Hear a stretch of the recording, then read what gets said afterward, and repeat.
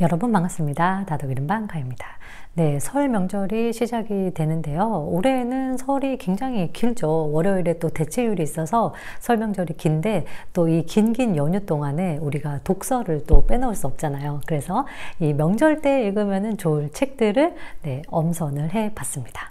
첫 번째 소설은 참 마음이 따뜻해지고 좀 울컥하게 되는 휴먼 감동 스토리의 책입니다. 설 명절이랑 참 잘 어울리는 책이 아닐까 싶은데요. 새들이 남쪽으로 가는 날입니다. 이 책은 이 띠지에도 지금 이렇게 적혀 있는데 스웨덴에서 엄청난 큰 인기를 끌었던 그런 작품이에요. 게다가 이제 또 한 가지 또 독특한 점은 이 저자가 처음으로 낸 데뷔작이라는 건데요. 부럽습니다. 이 저자가 이제 리사 리드센이라는 분인데 지금도 이제 사회학 그 박사과정을 밟고 있고 작가 아카데미를 다니면서 처음 이 책을 썼다고 해요. 근데 이제 처음 낸 책이 스웨덴 올해의 도서상을 수상을 했고 또 미국 서점협회 선정도서 또 32개국에 판권이 계약이 된 아주 유명한 작품입니다. 그래서 이 젊은 작가가 발표한 데뷔작이 왜 이렇게 이제 인기가 많나 궁금해 하실 텐데요. 이 작품은 한 남자가 주인공이에요. 보라는 남자 주인공인데 이제 지금 상황이 아들이 한 명 있고 아내가 치매에 걸려서 이제 보호소에 가 있는 상황이에요. 게다가 이 보라는 주인공 역시도 류마티스 관절염과 그리고 심장병을 앓고 있어서 혼자서는 삶을 영위해 갈 수 없는 그런 상황입니다. 그래서 이제 한 2, 3일에 한 번씩 요양보호사들이 이 남자의 집을 방문을 해서 식사도 해드리고 또 말벗도 좀 대어드리고 그러고 있는 그런 상황이에요. 근데 사실은 이제 이 책을 좀 보면서 그 노년의 삶에 대해서 생각해 보게 됐을 때 대부분은 이제 많은 사람들이 병원에서 임종을 맞이하게 되는데 그 노년의 삶을 자신이 살던 집에서 보내고 싶어 하잖아요.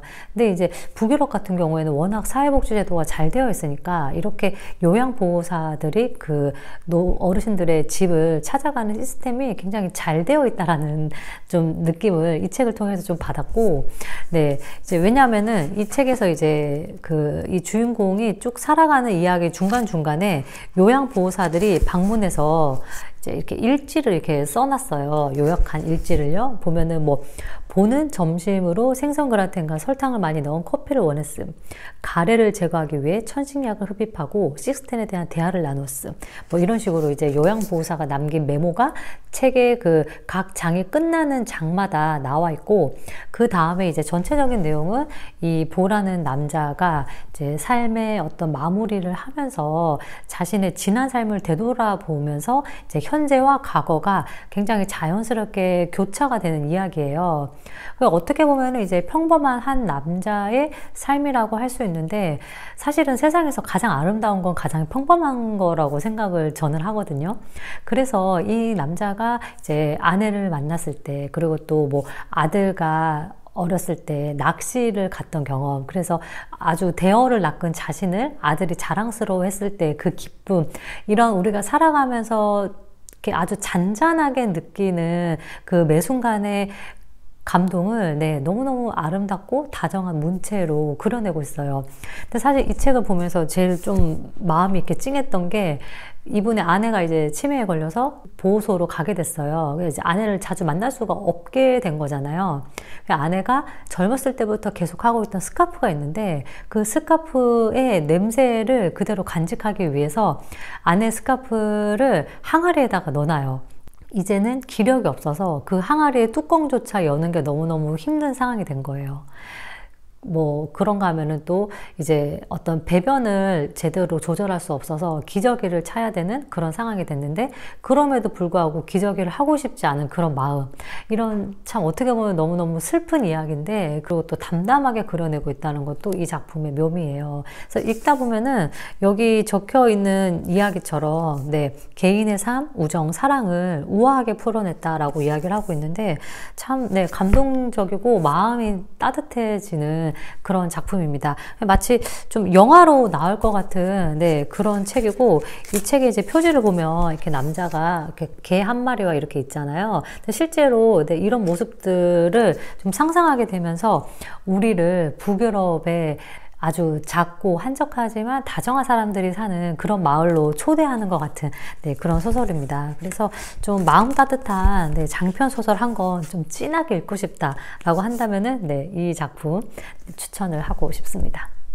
네, 자, 그리고 명절을 누구나 화목하게 보내고 싶지만 항상 이게 이제 명절에 네, 집에 갔다가 올라오는 길에 불화가 생기는 경우가 네, 굉장히 많죠. 그래서 좀 명절 때 가족끼리 모여서 좀 이렇게 다정한 시간을 보내야 되는데, 네. 그렇지만은 막상 현실은 뭐 어떤 일들로 미묘한 어떤 마음의 스크래치가 생기게 되고 서로한테 뭐 힐난을 하게 되고 이런 일들이 생기는데 그런 분들을 위한 책입니다. 네, 바로 네, 이 책인데요. 네, 틴나칸 스님의 이 나를 바꾸는 5분의 기적, 고요의 힘이에요. 뭐 제목에서도 우리가 확실하게 내용을 알 수 있죠. 우리의 마음을 좀 고요하게 만들어주는 그런 책이고 사실 이렇게 표지만 봐도 참 마음이 편안해지는 그런 책입니다. 그리고 뭐 틴나칸 스님은 네, 워낙 유명한 수행가이자 또 명상가로 알려져 있고 이분의 저서가 굉장히 많은데 이제 이 책은 좀 최근에 나온 책 중에 하나고 마음 챙김을 중심으로 이야기를 하고 있어요. 그래서 이제 사실은 저는 처음에 앞부분 프롤로그만 봐도 너무 마음이 좀 힐링이 되는 그런 생각이 들었는데 여기 보면은 네, 이런 이야기가 있어요. 우리는 일상의 근심, 걱정에 사로잡혀 있습니다. 어떻게 하면 충분한 돈과 음식을 마련하고 살 집과 다른 물질적인 것들을 가질 수 있을지 이런 것들에 집착하고 있는 것이죠. 또한 감정이 상해서 마음이 쓰이기도 합니다. 걱정하는 것이죠. 어떤 특별한 사람이 우리를 사랑하는지 아닌지, 직업은 안정적인지 아닌지 하는 것들이죠. 이런 종류의 문제들로 우리는 하루 종일 걱정합니다. 한편 지속시켜 나가기에 충분히 좋은 관계, 너무 어렵지 않은 관계를 맺기 위해서 부단히 애쓰고 있을 수도 있습니다. 우리는 이런 일상의 걱정들로 주어진 시간의 99.9%를 소비하고 있는지도 모릅니다.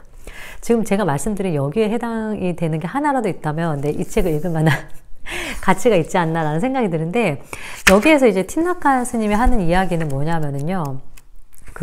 우리가 매일 소비하는 음식에 4가지 종류가 있다라고 얘기를 했던 게 좀 인상적이었어요. 이제 입으로 먹는 음식이 있고, 6개의 감각기관으로 받아들이는 음식이 있고, 어떤 마음의 의지로 먹는 음식이 있고, 다음에 어떤 개인적인 의식과 집단적인 의식이 먹는 음식이 있다는 거예요. 그래서 우리가 뭐 이렇게 일반적으로 먹는 음식도 있지만은, 우리가 주고받는 어떤 대화랄지, 아니면은 뭐 어떤 음식을 먹고 싶은 욕망이랄지 이런 것들도 다 함께 생각을 해봐야 되고 우리가 먹는 음식이 곧 행위이다 이런 이야기를 하는데 이런 것들도 좀 인상적이었고 그리고 2장에 가면은 NST라는 게 나오거든요. 이게 뭐냐면은 우리 머릿속이 너무너무 생각이 많다는 거예요. 그래서 이제 마음속에 마음속에 어떤 생각하는 라디오를 꺼야 된다. 그렇다면은 이 생각하는 라디오를 끄기 위해서는 어떻게 해야 되냐. 이런 것들에 대한 수행법들이 나와 있고 중간중간에 어떻게 하면서 이런 호흡을 하면서 명상을 할 수 있을지에 대한 좋은 가이드가 되는 문구들이 이렇게 있어요. 뭐 숨을 들이쉬고 나는 공기를 알아차립니다. 숨을 내쉬고 나는 호흡하는 것을 즐깁니다. 이런 좀 수행을 하는, 명상을 하는 방법도 함께 나와 있어서, 이게 명절 스트레스도 명절 스트레스인데, 이제 사실 우리가 참 살아가는 게 너무너무 힘들고 바쁘고 그렇잖아요. 그래서 좀 책을 읽으면서 마음을 조용히 좀 다독여 주고 싶다. 네, 어떤 내면의 고요를 찾고 싶은 분들이라면은 좀 이 책이 네, 그 내면의 길을 찾아가는데 나침반이 되어주지 않을까라는 생각이 듭니다. 네, 항상 이게 명절 되면 또 나오는 게 젠더 갈등이잖아요. 네, 이게 세상이 많이 바뀌었다고는 하지만 여전히 어떤 가부장적인 가치관이 우리 사회에 남아있는 것도 사실인데 이런 거에 대해서 좀 고민해 볼 수 있는 책입니다. 네, 이 책입니다. 차이에 관한 생각인데요. 저자는 프란스 드발인데요. 아마 읽어보신 분들도 계실 텐데 이 침팬지 폴리틱스로 워낙 유명한 네, 그런 저자이고요. 이제 이 책의 포인트는 뭐냐 하면은 우리가 이제 전통적으로 남성이 강하고 어떤 사회의 지배자로 군림을 하고 이런 상황이 침팬지에 빗대어서 너무나 당연한 거라고 해석하는 학파가 있는 반면에 이제 이 사람은 아니다. 모든 어떤 유인원들이 그런 거는 아니다. 보노보 같은 경우에는 오히려 여성이 그 어떤 사회적인 주도권을 가지고 있고 그 리더 역할을 한다라고 하면서 이제 기존의 그 학설에 반기를 드는 책이에요. 그래서 이 책 같은 경우에는 이제 침팬지보다는 그 보노보의 사회를 굉장히 집중적으로 관찰을 했고 또 거기에서 드러나는 여러 가지 그 남녀의 역할에 대한 특징들을 이야기를 하고 있어요. 그래서 이 젠더의 역할이라는 게 과연 본성적인 것이냐 아니면은 어떤 사회 환경적인 것이 더 크냐 이제 이런 것들에 대해서 질문을 하는 그런 책입니다. 과연 이 젠더 갈등을 우리가 이제 어떤 관점으로 바라봐야 하는지를 좀 다양한 사례를 통해서 알 수도 있고 그리고 또 남녀 간에 이런 차이가 있구나. 왜냐하면 이 저자가 신체적인 차이를 부정하지 않거든요. 그 신체적인 차이를 인정을 하면서 이제 어떤 사회적인 그 영향력과 위치에 관해서 이 보노보의 사례를 통해서 이야기를 하고 있는데 그런 부분들이 굉장히 흥미로웠고 꼭 그런 젠더 갈등뿐만이 아니더라도요. 뭐 그런 이야기들이 있어요. 우리 사람 같은 경우에는 처음에 누군가를 만나면은 얼굴을 많이 보잖아요. 그리고 뭐 이성을 볼 때도 나는 외모가 중요해 하는 분들도 많으시단 말이에요. 왜 그럴까? 왜 다른 동물들은 그렇게 얼굴을 많이 보지 않는다는 거죠. 뭐 예를 들면은 공작새 같은 경우에는 수컷이 이제 아주 화려한 날개로 이제 어떤 암컷의 마음을 사려고 노력하잖아요. 그런 건데 인간만 유독 얼굴을 본단 말이에요. 이제 그 이유가 이 저자는 직립보행을 하면서부터이다. 이게 사족보행을 하면은 얼굴이 눈에 들어오지 않는데 직립보행, 우리가 이제 두 다리로 서서 걸으면은 눈으로 제일 먼저 앞에 보이는 게 바로 상대의 눈이고 얼굴이잖아요. 그러다 보니까 유독 인간은 얼굴을 중요하게 생각하고 뭐 얼굴을 많이 보게 됐다. 이런 흥미로운 연구들도 굉장히 많아요. 그래서 책이 좀 두껍기는 하지만 네, 한 번쯤은 어떤 좀 균형 잡힌 시선을 갖는데 또 남녀의 그런 차이에 대해서 좀 고찰해 볼 수 있는 네, 그런 작품입니다. 아름다운 이야기로 좀 마음을 힐링하고 또 환경 문제에 대해서 생각해 볼 수 있는 그런 책입니다. 이게 또 이제 명절 때 또 많은 음식들을 준비하고 또 선물을 주고받고 하다 보면은 네, 환경 쓰레기가 어마어마하게 많이 이제 나오게 될 수밖에 없는데 이제 뭐 물론 이제 쓰레기에 관한 책은 아니지만요. 이제 환경 그리고 또 동물에 대해서 생각해 볼 수 있는 책이고 최근에 읽은 책 중에 제일 좋았던 책이에요. 네, 이 바다를 말하는 하얀 고래입니다. 이미 읽어보신 분도 계실 것 같은데 일단은 표지부터가 네, 취저예요. 저는 개인적으로 동물 중에서 고래를 제일 좋아해서 네, 좀 고래에 관련된 책들 뭐 아니면은 영화나 다큐멘터리를 즐겨보는 편인데 그 최근에 SBS에서 고래와 나라는 다큐멘터리가 방영이 된 적이 있거든요. 근데 아마 그 다큐와 이 책을 같이 보신다면 더욱더 좋지 않을까라는 생각이 들었어요. 이제 이 책도 고래가 주인공이고 고래의 시점으로 인간 세상을 바라보는 그런 이야기예요. 이제 이 저자가 워낙 유명하지만 한국에는 많이 알려져 있지 않지만 워낙 유명한 저자입니다. 루이스 세풀베다인데 이분은 이제 세계적인 베스트셀러 작가이자 또 환경운동가예요. 원래는 이제 칠레 출신인데 어떤 군부 독재의 탄압을 피해서 이제 세계 곳곳을 다니다가 스페인에 정착을 해서 이제 글을 쓰면서 살아갔는데 이 책은 이 작가의 유작이에요. 그래서 마지막 작품 역시도 어떤 그 환경에 대한 고찰과 또 우리 인간의 탐욕에 대한 고발을 네, 하고 있는 그런 작품인데 모차덱이라는 거대한 달빛 향유 고래가 주인공인데 이 모차덱이라는 이름도 실제로 이제 칠레의 한 그 모차 섬이라는 곳에서 고래가 인간의 그 어선을 완전히 뒤집어 놓은 그런 사건이 있었대요. 그래서 이제 아마 거기에서 이 모차딕이라는 이름이 파생된 것이 아닌가. 또 이 저자가 가장 좋아했던 소설 중에 하나로 모비딕을 꼽았는데 그 모비딕과 이제 모차섬이 이렇게 합성어로 모차딕이라는 이제 이 고래의 주인공이 나온 게 아닌가 유출해 볼 수 있게 되는데 이 모차딕이라는 고래가 이제 살고 있는 그 바닷가 주변의 마을에는 인간이 크게 두 부류로 나뉘어집니다. 한 인간 부류는 네, 탐욕으로 가득한 인간이에요. 그래서 이 고래로부터 기름이랄지 용연향이랄지 이런 것들을 이제 취득하려고 고래를 잡는 그런 욕망으로 사로잡혀 있는 인간이고 또 다른 부류는 라프켄체라는 부족인데, 이 라프켄체 부족은 이제 자연과 공존하면서 이제 적당히 자연에서 그냥 채취할 수 있는 것들을 채취하면서 살아가는 그런 착한 사람들이에요. 근데 이제 어느 날 이 모차딕이 임무를 받게 되는데, 할머니 고래, 4명의 할머니 고래를 지켜야 하는 임무를 받게 되면서 이제 이 고래들을 죽이려는 인간과 치열한 사투를 벌이는 그런 작품이에요.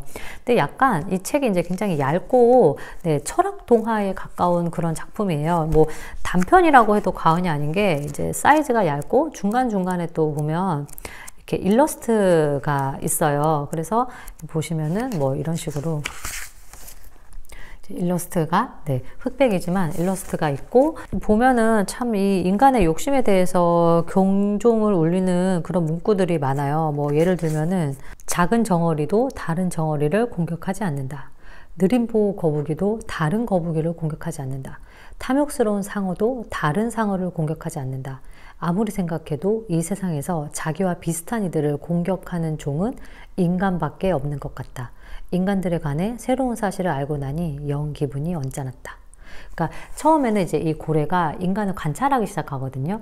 처음에는 인간이 바다를 되게 두려워했는데 점점 이제 이 바다를 두려움의 대상이 아니라 정복의 대상으로 생각하고, 이 바다에서 인간들끼리 거대한 그 배를 가지고 와서 싸우기도 하고 전쟁을 일으키기도 하고, 또 한편으로는 이 바닷가에 사는 다양한 물고기들을 이익을 취득하기 위해서 잡아가는 이제 그런 것들을 이 고래의 시선으로 보고 있는 거예요. 이 자연을 자원으로 변모시킨 인간의 욕망이 불러일으킨 그런 재앙이랄지 환경오염이랄지 이런 것들에 대해서 좀 다시 한번 생각을 해보게 되고, 책과 이제 앞서 말씀드렸던 그 고래와 나라는 다큐멘터리를 같이 보면은 좀 유익하게, 네, 명절 연휴를 마무리할 수 있지 않을까, 네, 그런 생각이 듭니다. 네, 그리고 이제 마지막으로 뭔가 좀 너무 길고 복잡한 책보다는 천천히 음미하면서 그냥 짧게 좀 쉬어가는 느낌으로 책을 읽어보고 싶은 분들에게는, 네, 어른을 위한 생각 큐레이션입니다. 그래서 중간중간에, 네,